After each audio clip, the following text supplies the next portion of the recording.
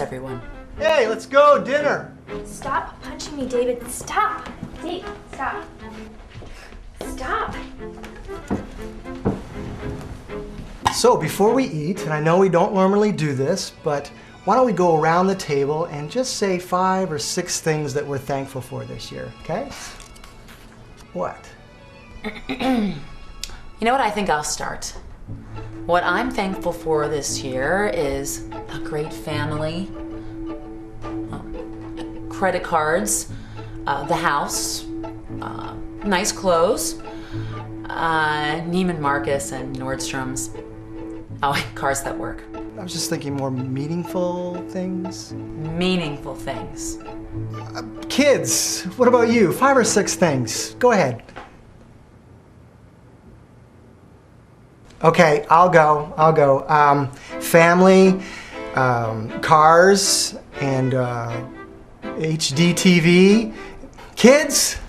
Can we eat now? Come on, guys, we can do this. 5 or 6 things that we're thankful for. I mean, it's not that hard. Just Video think games, violence, the band Cradle of Filth, techno, distraction, piracy, and the internet. Good. Those are good things to be thankful for. Darcy? Can we eat if I do it? After David goes. God. Green beans, red stuff, rolls, mashed potatoes, stuffing. Well done, David. Okay. I'm thankful for, the fact that God lets us live and breathe, and He gives us beautiful lives and art and relationships. And even though we don't deserve it, He showers His mercy on us year after year. Even though we ignore Him, He takes care of us.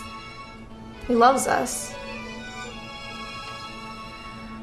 And also the car and the stuff and the whatever. Amen. Okay, well, let's eat.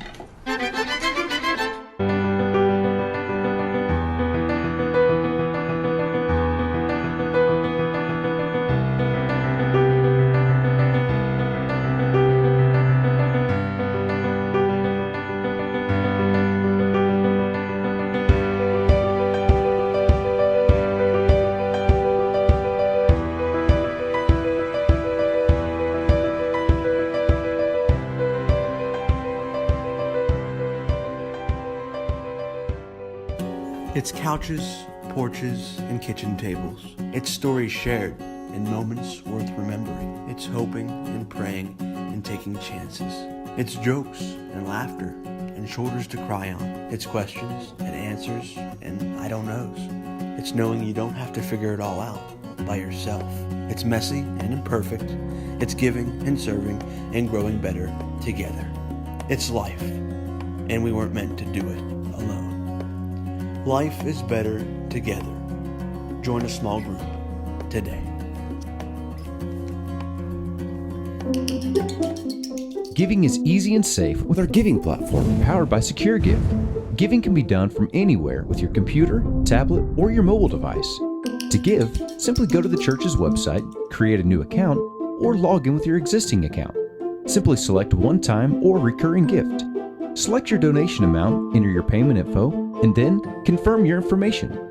Visit our website and click on the giving button to learn more.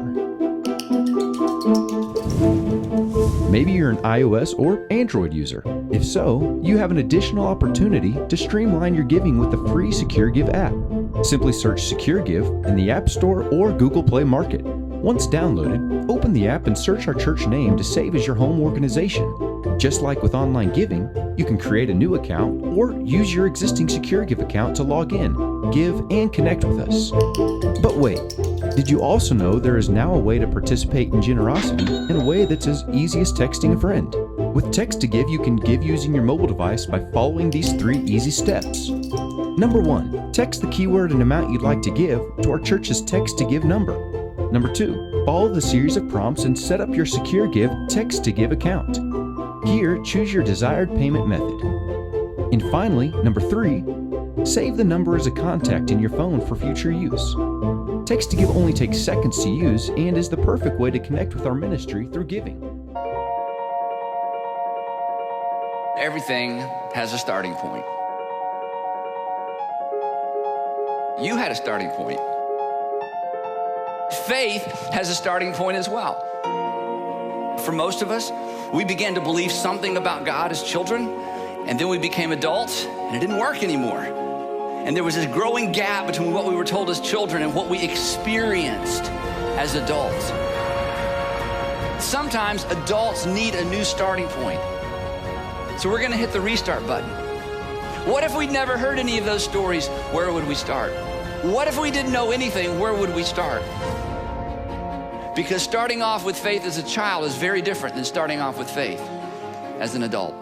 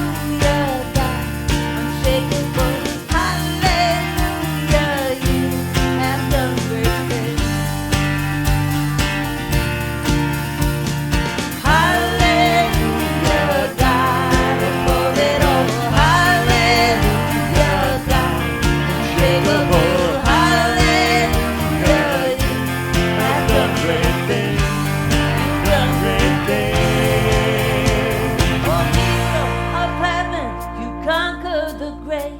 You free every captive, break every chain. Oh God, you have done great things. We stand in your freedom, awake and alive. Oh Jesus, our Savior, your name lifted high. Oh God, you have done great things. You have done great things. Oh God, you do great things.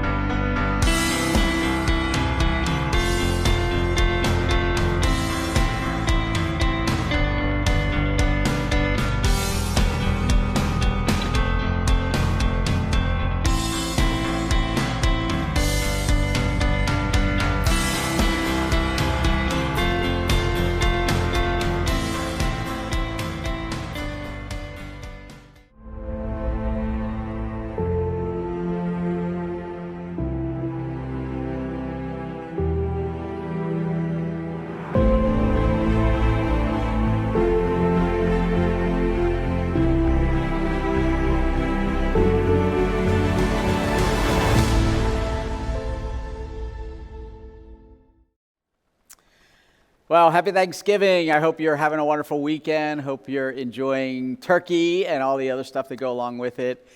And I bet you're still eating leftovers. I know we probably will today as well. But I also hope that you're enjoying time with family and friends during this weekend. So a couple things coming up. We have a brand new series that's going to start in 2 weeks called The Gift. And that's getting us ready for Christmas, a series you don't want to miss. So I hope you'll invite some friends in to either watch it with you or even come in person during that week, especially as we go towards our Christmas Eve service. So that'll be happening on a Friday night just before Christmas. The other thing that I want you to mark your calendars for, make sure you just put this down right now. So take out your phone or whatever you're doing, open up your computer, put this down. December 6th, it's a Tuesday night. We're going to meet here at North Point facility, and we're going to talk about where we're heading next, and I don't want you to miss it. We will live stream it for those of you who can't come because you're out of town, and so there's a recording of it. But I really want you to be here and be a part of it. We're going to share a meal together at 6 o'clock. So we'll do the meal for about 45 minutes, an hour or so. And so bring something to share. And whatever you bring, we'll just share it together. And then I'll share for about maybe 45 minutes or so about where we're heading and what's going to happen. And I'm excited about it, so I hope you will be too. So thanks for those of you who are supporting us. We so greatly appreciate it. It's your gifts that make things happen, and it's your gifts that are going to help us as we start a whole new journey here and some new strategies, which you'll be hearing about. So thank you for those of you who are giving, even now as we're speaking. Maybe you're clicking on a tab. If you're on YouTube, it's pretty easy. There's a whole description paragraph down there. Right at the bottom of that, there's a Secure Give tab. You can just click on that and give right that way. If you're on our online church site, there's a tab up there that just says giving, so you can do it that way. So thank you so much for your gifts. If you're newer to us and to our community, we got a gift for you. We want to get it in your hands. So let us know you're there as you're chatting with one another, or even just send us a quick email. Let us know. We want to get this book by Andy Stanley in your hands called How Good is Good Enough. So let us do that for you. Have a wonderful rest of Thanksgiving weekend. Father, thank you so much for the many blessings that you give to us. Thank you for those around us that we get to share life with. We get to do life together. May you help us to encourage each other all the more. May you help us to inspire and help each other to thrive, to really do just amazing things in our walk with you and what you've called us to do. Thank you for the food, the friends, the family we have gotten to spend time with, and even may still be spending time with. And thank you, Lord, for so many blessings that are in our lives. Most of all, thank you for you, our God, who loves us, who cares for us, and who sent his Son for us as the greatest gift anybody could ever give. And Lord, it's in his name we pray. Amen.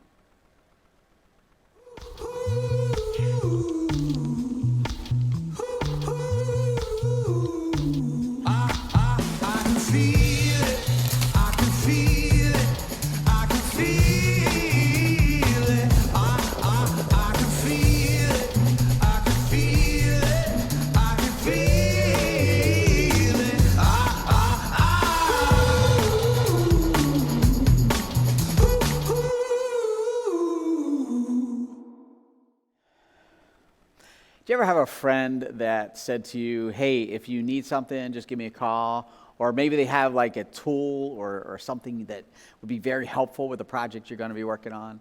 And you get all excited. You're like, oh, that'd be awesome. Thank you so much for doing that. And they said, yeah, just call anytime. Or why don't you give me a buzz. I'll come. I'll help you out in the project, whatever you need, And so that thing is coming up that you're planning on doing. And you're like, oh, man, I got to call such and such or try to get that tool or whatever. Or I try to get their help. And so you text them and say, hey, a couple weekends, going to be planning this. Are you available? Would that work out? And nothing. You don't get a text back. And then you say, well, maybe I should call. Maybe they get the text. So you call, you leave a voicemail, and nothing. They ghost you. And you're like, man. And a while goes by, and you're like, oh, well, I just, maybe things are busy, whatever. And then you run into them, and they're like, oh, hey, sorry, that didn't work out. I got your message, but I was busy. But anytime you need it, anytime, just give me a buzz, give me a call. And so you decide, I'm going to try it again. And so something's coming up, and you're like, hey, I'll call such and such or reach out to them. And you do it again. And then guess what? They ghost you again. Nothing, no text back, no email back, no phone call back. And you're like, and what happens? Eventually you just you give up, don't you? You ever sometimes feel that God does that? You know, you're praying for something and nothing, like zilch, you know? Or you're hoping for something and nothing. And it may start off small, it may just start to a little irritation, but then it starts to get bigger.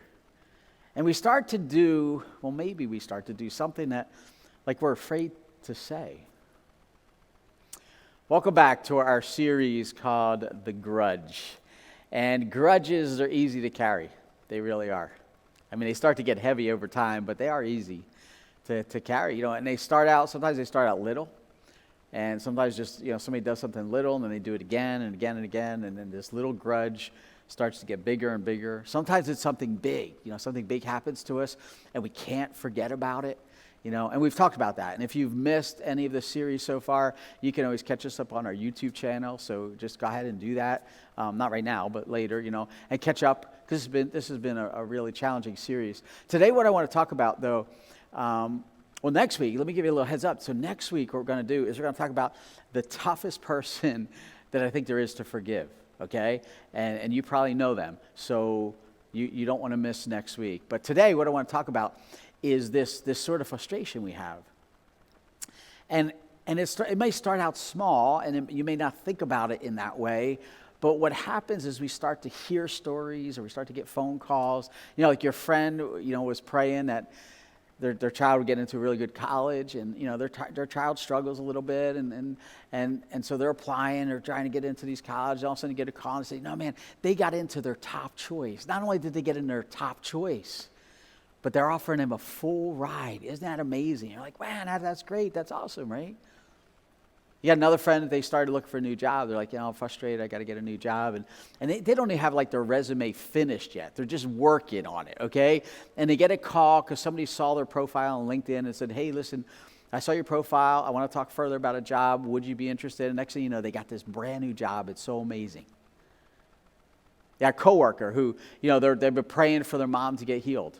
She's been struggling through some things, and they're like, "Man, just God, we're praying God heals her." Maybe you're praying along with them, and the next thing you know, he calls you up or she calls you up and says, "Hey, guess what? You'll never guess what? My mom was a doctor, and she has a clean bill of health. Everything's gone. It's great. It's amazing, right?"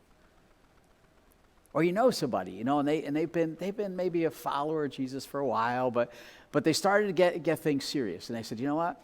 My husband and I, or my wife and I, or whatever, we were talking and we decided we're going to start tithing." And they're sharing this with you, right?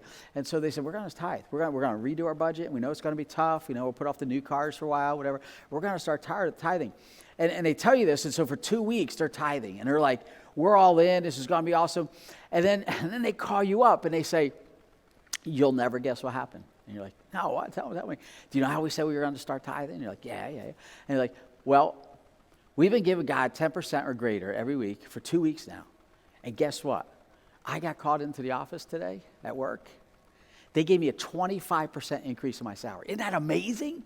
And you're like, and you hear these stories, and you got friends that are doing this stuff, and you're like, and you start to wonder,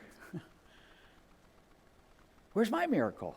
It's not that you're not grateful for them, but it's like, I've been praying for my kid to get in college, and they can't even get into a community college. Or, I've been tithing for 10 years, or maybe ever since you were a Christian. You're like, "Man, I've been giving and giving and giving." Right? Our car just died. The fridge is on a fritz. It's just like, wow.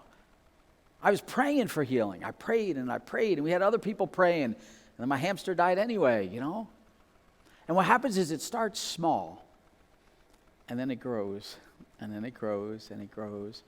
And we start to wonder, God, where are you? What about me? Did you hear me? Do you care? And we hate to admit it, but you have a grudge against God. There, I said it, so you don't have to, okay? But you're disappointed with God. You feel like God has let you down. You feel like life is not fair. Like others get their miracles, and that's awesome, and you're happy for them, but you just want can I just get half a miracle, just once in a while? And it's not that you stop believing. It's not that you still go to church maybe, but maybe not as passionately as you used to. You pray, but not as often as you used to. And you're discouraged. So what do you do? What do you do when you're holding a grudge against God? And it's not that God did anything wrong, because he can't. He's God, okay? But you feel like he did. You feel like he let you down. You feel like it's just been unfair to you. And if you're there, or if you've been there, or if you ever get there, today what I want to do is I want to talk about a story of a woman who felt the same. Her husband's name was Elkanah. Now, Elkanah is an interesting name, and it's a Hebrew name. And the Hebrews, for them, when they chose names, there was a lot of meaning behind them. Or at least they tried to have some kind of meaning, to try to be maybe sometimes a little prophetic or whatever. Well, Elkanah's name means literally, God has created a son. Okay? Or it means God will give you a son. Now, that's really not that prophetic, because odds are he's probably going to have a son, okay? But he doesn't right away. Elkanah has two wives. He has Hannah, and Peninnah, okay? That's a different kind of name. I always think of Panini or something like that, you know. He's not lucky because he has two wives, okay? So, and if you're married, you understand that. One spouse is enough. But he has these two wives, and most likely what had happened was he married Hannah first, and she had no children. And so he's not living up to his name. And she's barren. She's not having kids, okay? So most likely he marries Peninnah, okay? And she starts to have children. She starts to have sons and daughters. And so they got this whole clan over there. Now, in that culture, Hannah is disgraced, because it's just, well, it's normal that wives would have children. I mean, that's just what you do. And if you don't, and again, this was a culture a long time ago, but if you didn't, there must be a reason. And the culture was very hard on her, and guess what? Peninnah was hard on her too. And it's worse, and here's where we're going to start the story. So Peninnah would taunt Hannah and make fun of her, because the Lord had kept her from having children. Wow. Elkanah, on the other hand, now he must have known this was going on, but he treated Hannah very well. He favored her. Now maybe because it was his first wife, maybe because he liked her better, I don't know, but probably because his other wife's pretty nasty. But anyway, he tried to honor her and respect her, but that probably even hurt worse, because Peninnah probably felt that, like, you like her better than me, and that just even caused more tension. That's why it's just messy, okay? Two wives are messy, right? Each year, as a family, they would go up to the temple, and they would offer thanks to God. That's just customary in Jewish culture, right? But it was a reminder to Hannah that she lacked that blessing from God. So every year, it's a reminder that I'm not blessed by God. I'm not blessed by God. I'm not blessed by God. And then she gets another jab for Peninnah. Here's what happens. Year after year, it was the same. Peninnah would taunt Hannah as they went to the tabernacle. Each time, Hannah would be reduced to tears and would not even eat. That's mean, isn't that? I mean, she's just cruel. Every year is a reminder. And every year she's struggling with it enough, but then she has the other wife just railing on her, right? You know, we obviously just came through Thanksgiving weekend. Maybe you're still hanging out with friends and family. We're coming into Christmas, and some of you know what that's like, because you have a relative like that. And you don't want to go to that, whatever that is, okay? You got to stop by their house to say hi, or we always have dinner there or dessert there or whatever, because you got that Aunt Sue that comes up and says, oh, so you're still not married? Or, oh, no kids yet? Or maybe if you got kids, it's like, no grandkids yet? Like, what's wrong, right? Or you got Uncle Joe who's like, you're still stuck in a dead-end job. And it makes it not too exciting for the holidays. It makes it like, I don't know if I just don't like it. I just don't want to be around that. I don't want to, right? And for Hannah, this is like every year. It's a reminder, going to the temple. She doesn't have kids. She gets railed on by the other wife, right? And now her husband, now he's not too swift, okay? He's not the sharpest tool in the shed, okay? Listen to what he asks. He says, why are you crying, Hannah? Why? Why am I crying? Like, because it hurts, right?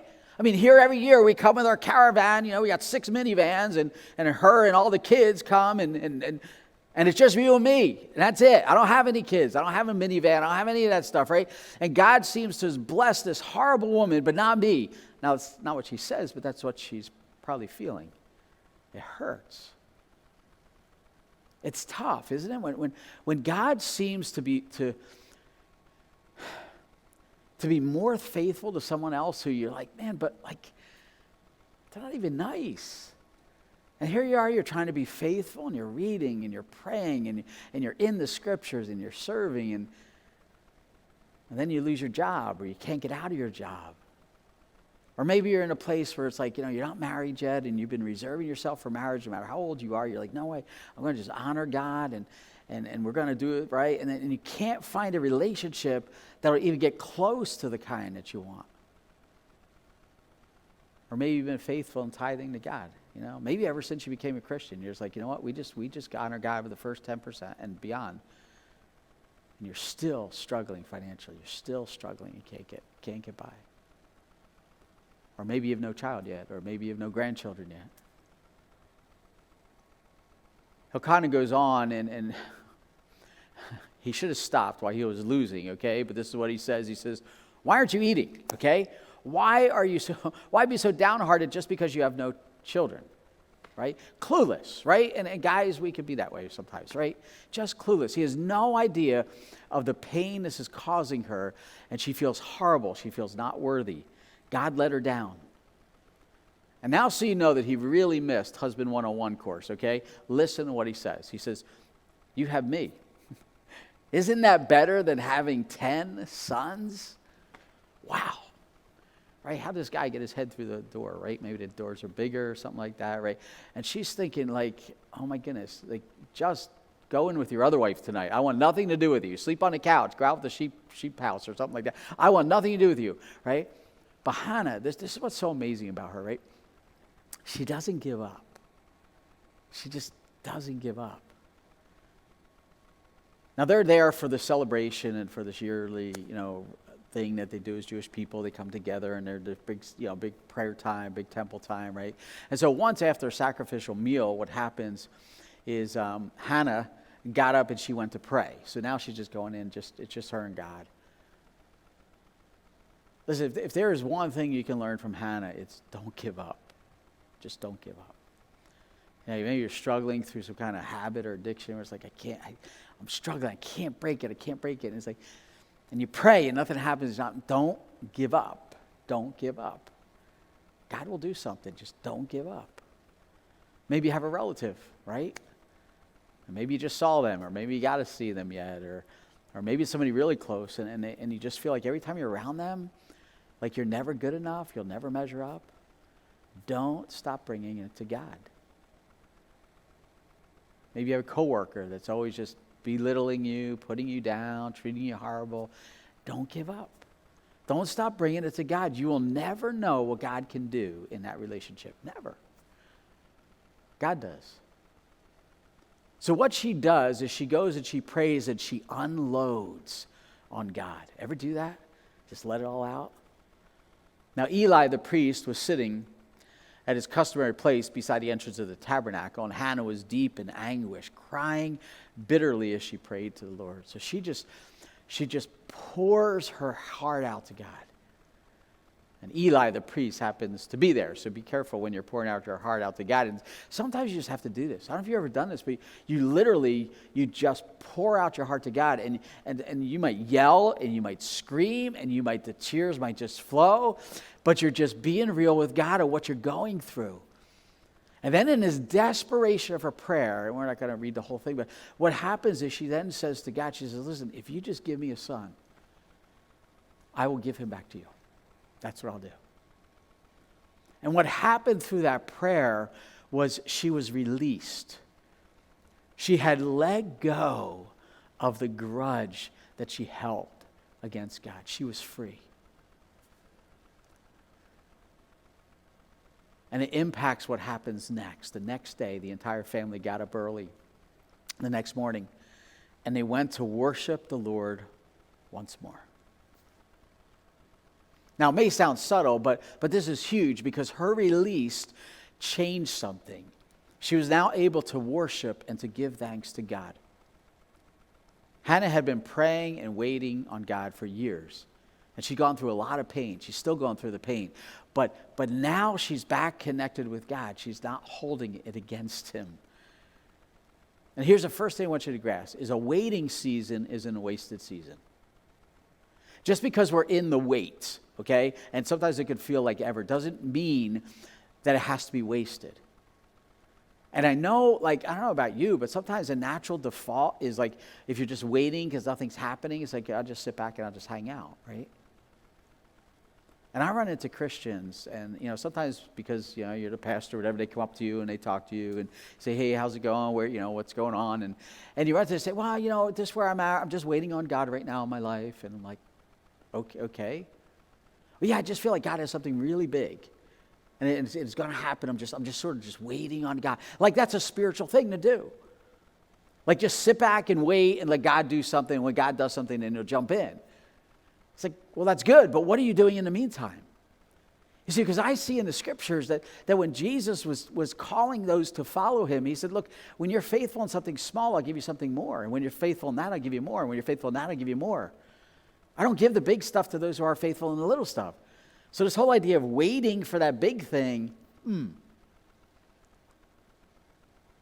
question you have to ask is, what can you do while you wait? I mean, just because we're waiting doesn't mean that God's not at work. God is working. His Spirit's active. God is always good. He hears our cries. He hears what we're asking. So while we wait for whatever that thing we're waiting for is, what can you do? And we can ask daily when we spend time with God to say, what did I do today? Or what did I do yesterday? What was yesterday that while I wait, I am continuing to do something while I wait? I'm working on building intimacy with God through prayer and reflection, spending time in the Word. I'm working on building relationships with those around me. What did I do? What can I do today? What did I do today? I can't work on everything at the same time, but what am I doing? What's the active thing that I worked on today for some of those relationships in my life? How am I sharing my story of what God is doing in my life? Not what I believe, oh yeah, someday God's going to do this great thing, and then someday I'll be able to tell you about it. What is God doing in my life today? And how can I share that with somebody? How am I taking care of my mind? How am I taking care of my body so that I'm in shape to do what God wants me to do when I'm there? How am I taking care of my resources that God has given me? What can I do today? Here's what happened. They returned home to Ramah, and Elkanah slept with Hannah. See, she's doing something, right? Now, we can joke, but here's the thing. What happens is we give up. We start to think, I was doing that thing, whatever that thing was, and it's not working, so I'm just not going to do it anymore. What's the use? It's not meant to be, and we give up. Hannah did not give up. And listen what happens. The Lord remembered her plea. And in due time, she gave birth to a son, and she named him Samuel. And if you don't know who Samuel is, go back to this 1 Samuel and start reading the book. You'll find out who Samuel is, because he has 2 books named after him, 1 and 2 Samuel, okay? This is an important guy. She named him Samuel, for she said, well, I asked the Lord for him. Just because I have to wait does not mean that God said no. It does not mean that God won't give it to us sometimes. God's delays are not necessarily God's denials. I know patience, it's hard. I know. I prayed yesterday, so why isn't it happening today, right? And often it's years and years and years till God responds. And he wants us to keep being persistent, to not give up. And if it's not of God, if it's not something God wants, God will put that on our heart. Say, listen, this is not it. So just let's move on, okay? But don't give up. If you believe this and you want this and you desire, continue to take it to God. Take it to God. It's okay to keep praying. It's okay to keep pouring out your heart. And maybe what God is telling you today is I want you to do that, but you got to let go of that grudge, because maybe what he's telling you is you're holding a grudge against him. And maybe it's time to forgive God. Not that he did anything wrong, because he's God, okay? But in our minds, we feel that he has, and it's time to just say, I let it go. God, I let this go. I will not hold this against you any longer. You want to know the best way to overcome the grudge? Especially against God. The psalmist wrote this. He said, I will give thanks to you, Lord, with all my heart. I will tell of all your wonderful deeds. What do? We choose to give thanks, not hold a grudge. And I will tell of what has been done in my life. Right, so not only am I being thankful, but I'm going to tell other people about how God has blessed me. And yes, are there a bunch of things? Do I feel like I got a quarter miracle or half a miracle happen in my life? Why did I get that? Sure, that can happen. But I will tell of how God has blessed me and be thankful for that. I will tell my story. This week, as I was prepping, just something I do on the side, some of the Facebook posts I want to post, and there's a strategy, and that's another story. But as I was looking at it, I was like, man, it's Thanksgiving week. You know what I think I'd do? I think I'm just going to pull a bunch of pictures and just start putting up things that I'm thankful for. I just thought it'd be cool. And as I'm doing this, I'm like, this is cool. Like God has blessed me so much. We got so much. There's stuff going on in our lives. There's stuff going on in the ministry. There's stuff going on with friends and relatives and all that kind of stuff. But man, there's so much to be thankful for. You see, in the meantime, while I wait, whatever that is, I could pray, and I can do. And I could start being more thankful. Father, you are an awesome God. And Lord, as we take a week, we take a weekend to just celebrate this thing called Thanksgiving, I'm asking you to impress upon our minds and our hearts not the grudges we hold, especially if it's against you. But help us to release that and be thankful. And Lord, there's probably somebody that's listening right now, and this grudge they have had against you, maybe for years and years and years, has been holding them back in so many things in their life. It's holding them back from getting close to other people. It's holding them back from maybe a relationship that maybe could lead into marriage. It's holding them back from a deeper relationship, maybe even with their kids. But at the root is a grudge against you. And so, Lord, in this moment, would they confess that? And would they just forgive you?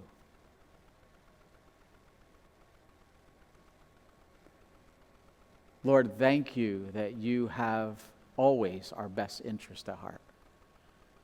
That you are always working for the best in our lives. So, Lord, may we continue to bring our struggles, our pain, our doubts, our frustrations to you. Maybe have the faith of Hannah to never give up, to never stop, believing that you are an awesome God and you will always do what is best. And may you use this method, this tool of focusing in on our thanksgivings that will help us to just see how much you have blessed our lives. So, Lord, may we focus there. We ask this through Jesus Christ. Amen.